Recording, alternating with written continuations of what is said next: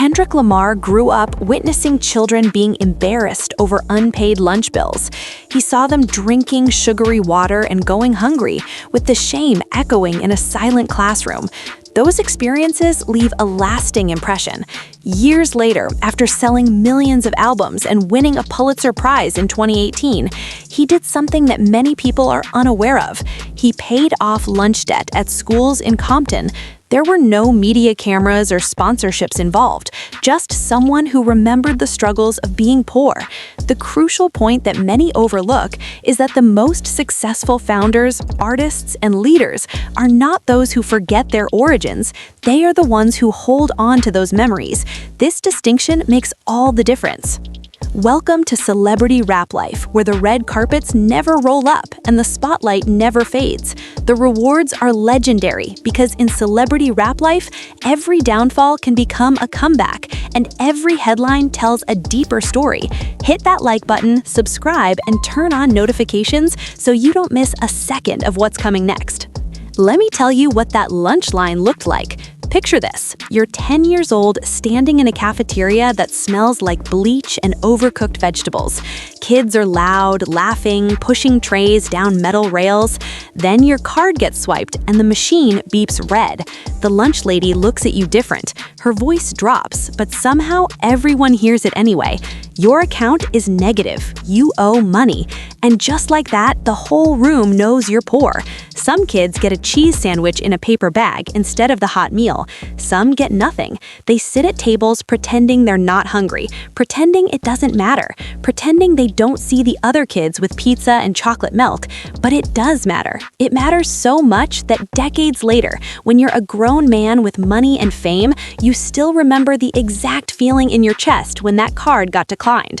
Kendrick Lamar came up in Compton, California, a place where being broke wasn't unusual, it was just life. But poverty hits different when you're a kid, because you don't understand the systems behind it. You just know you're embarrassed. You just know other kids have things you don't. You internalize that shame, and it becomes part of how you see yourself. Kendrick watched his friends go through it. He went through it himself. The kind of hunger that makes you dizzy in class. The kind of poverty that makes you wear the same shoes until they fall apart. The kind of stress that no child should carry, but millions do every single day in this country. That environment could have broken him. It breaks a lot of people. Instead, it became the fuel that powered everything he would create later.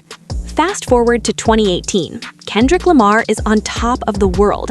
His album Damn just won the Pulitzer Prize for music, making him the first non-classical or jazz artist to ever receive that honor. He's selling out arenas. He's working with Nike and other major brands. His net worth is climbing into the tens of millions. He could do anything, buy anything. And what does he do? He goes back to Compton and quietly pays off the lunch debt for students at multiple schools in the area.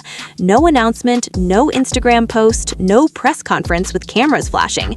He just did it because he knew what those kids were going through, and he had the power to change it. Think about that for a second. Most celebrities, when they give back, make sure everyone knows about it. They'll have photographers ready, news outlets tipped off, social media campaigns planned. There's nothing wrong with that. Awareness can inspire others to give too. But there's something different about the kind of giving that happens in silence, the kind that doesn't need applause, the kind that comes from a place so deep and personal that recognition isn't even part of the equation. Kendrick didn't need the world to know. He needed those kids to eat without shame. That's it. That's the whole mission. Here's what makes this story even more powerful. Lunch debt in America is a crisis that most people don't talk about. As of recent years, students across the country owe millions of dollars in school lunch debt. Kids are being denied meals or given inferior alternatives because their families can't afford to pay. Some schools have even threatened to put children in foster care over unpaid lunch bills. Read that again. Foster care over lunch money. In one of the wealthiest nations on earth, children are going hungry in schools because of debt that averages a few dollars per student. It's not a money problem for the country, it's a priorities problem. It's a system that punishes kids for being poor. And Kendrick saw that system, recognized it from his own childhood, and decided to beat it in the only way he could, by paying the bill himself. But let's go deeper. Why does this matter beyond the obvious good deed? Because it reveals something about the psychology of people who make it out of hard situations. The best artists, the best founders, the best leaders, they all share this one trait. They remember, not in some vague, nostalgic way. They remember the details, the feelings, the specific moments of pain and humiliation, and instead of running from those memories or pretending they never happened, they use them as a compass. They let those experiences guide their decisions when they finally get power and resources. That's rare. Most people who escape poverty want to forget it ever happened. They want new friends, new neighborhoods, new identities. They want to blend in with people who never struggled. There's no judgment in that. Survival is survival. But the ones who change the world are the ones who turn around and reach back.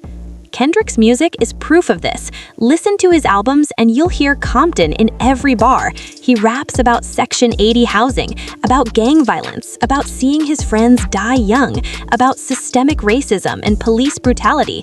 He doesn't sanitize his past for mainstream appeal. He doubles down on it. He makes it the center of his art. And that authenticity is exactly why his music resonates with millions of people who grew up in similar circumstances. They hear him and think, finally, someone gets it. Someone made it out but didn't forget. Someone is telling our story without shame. That connection is priceless. You can't manufacture it. You can't fake it. It only comes from lived experience and a refusal to let that experience be erased. Now, compare that to so many other success stories.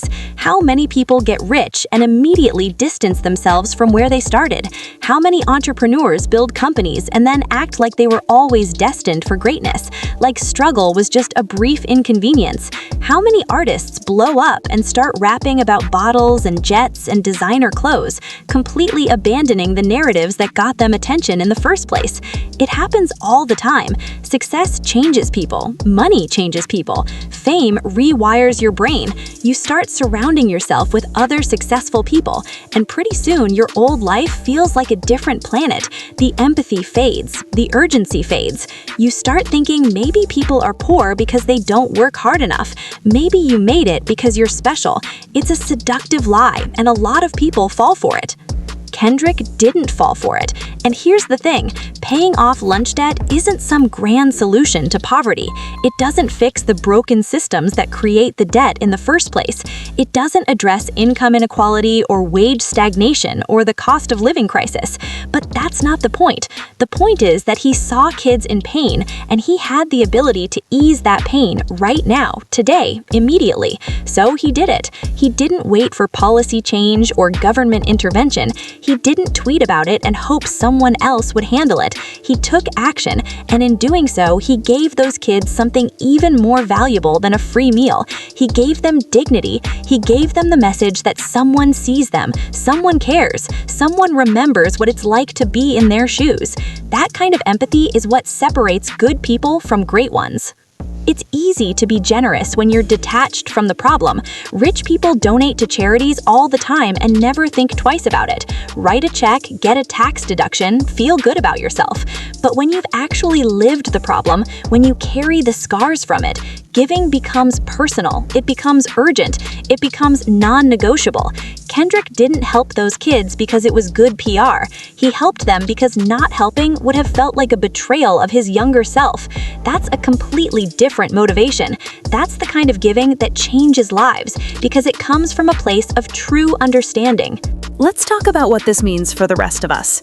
Most people will never be Kendrick Lamar. Most of us won't win Pulitzers or sell millions of albums or have the financial resources to pay off debt for entire schools. But we all have the ability to remember where we came from. We all have the ability to stay connected to the struggles that shaped us. And we all have some form of power, even if it's small, that we can use to help people going through what we went through. Maybe you grew up poor, and now you mentor kids in your old neighborhood. Maybe you struggled with addiction, and now you sponsor people in recovery. Maybe you were the first in your family to go to college, and now you help other first-generation students navigate the system. The scale doesn't matter. What matters is the intention.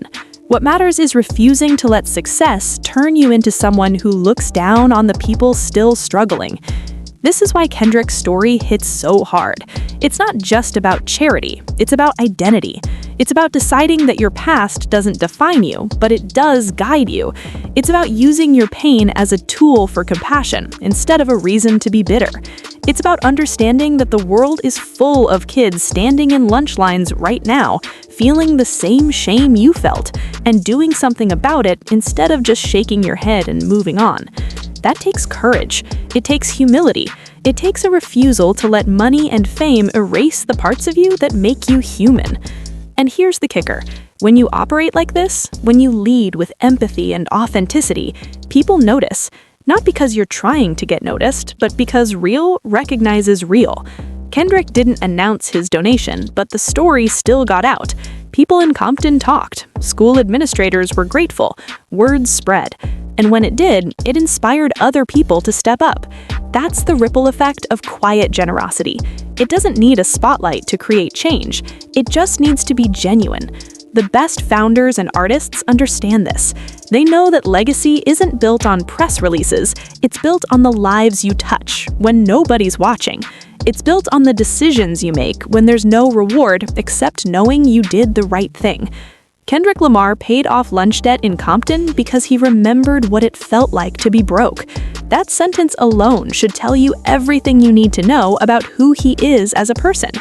In a world that constantly tells us to forget our struggles, to move on, to focus on the future, he chose to remember.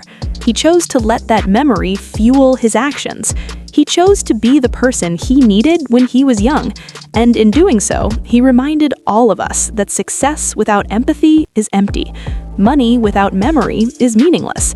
Power without purpose is just noise. The real ones, the ones who change the game, are the ones who never forget where they started. And they use that knowledge not as a badge of honor, but as a responsibility. That's the difference. That's what makes someone truly great. This story is far from over, and the truth is still unfolding. I want to hear what you think. Drop your take in the comments, and if you don't want to miss the next twist, hit that like button, subscribe, and turn on notifications so you don't miss a second of what's coming next.